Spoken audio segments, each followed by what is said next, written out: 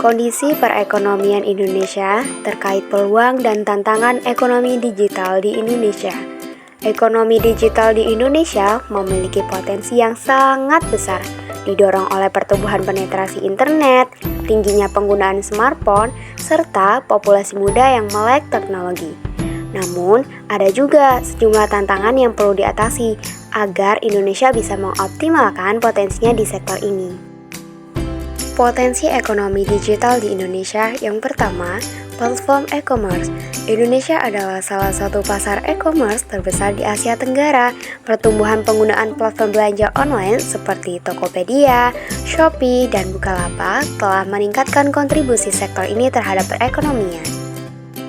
Yang kedua, ekosistem startup yang berkembang. Indonesia menjadi rumah bagi beberapa unicorn startup dengan valuasi lebih dari $1 miliar, seperti Gojek, Tokopedia, dan Traveloka. Ekosistem startup yang berkembang ini memperlihatkan inovasi yang terus mendorong pertumbuhan di sektor teknologi dan digital. Yang ketiga, populasi besar dan muda.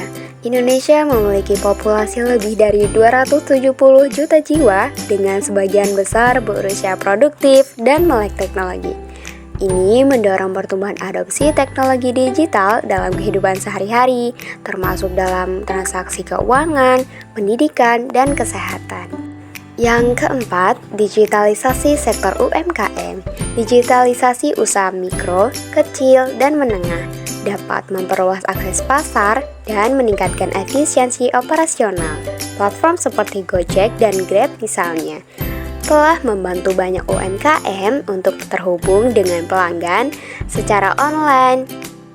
Kemudian, tantangan ekonomi digital di Indonesia yang pertama, infrastruktur digital yang belum merata. Salah satu hambatan terbesar bagi ekonomi digital adalah ketidakmerataan infrastruktur teknologi, terutama di daerah terpencil. Keterbatasan akses internet berkualitas di beberapa wilayah menghambat adopsi teknologi.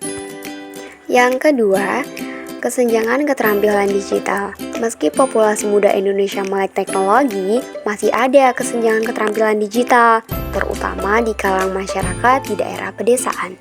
Program pelatihan dan pendidikan digital masih perlu diperluas agar lebih banyak masyarakat bisa berpartisipasi dalam ekonomi digital. Yang ketiga, keamanan siber dan privasi data. Dengan meningkatnya penggunaan teknologi digital, risiko kejahatan siber dan pelanggaran privasi data juga meningkat. Hal ini memerlukan regulasi dan sistem keamanan yang lebih kuat untuk melindungi pengguna dan bisnis. Yang keempat, regulasi yang adaptif.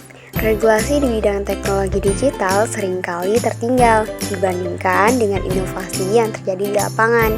Pemerintah perlu membuat kebijakan yang lebih fleksibel dan adaptif agar tidak menghambat perkembangan inovasi dan teknologi.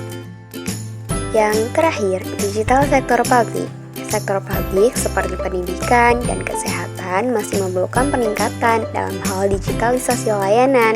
Akses terhadap layanan digital yang lebih luas dan meratakan membantu mempercepat transformasi ekonomi di berbagai sektor.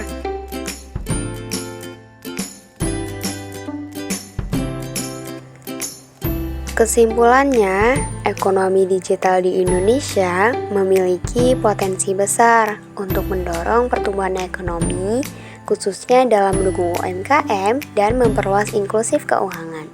Namun, tantangan seperti infrastruktur, literasi digital, dan regulasi perlu ditangani dengan baik agar Indonesia dapat memanfaatkan potensi ini secara maksimal dan kompetitif di tingkat global.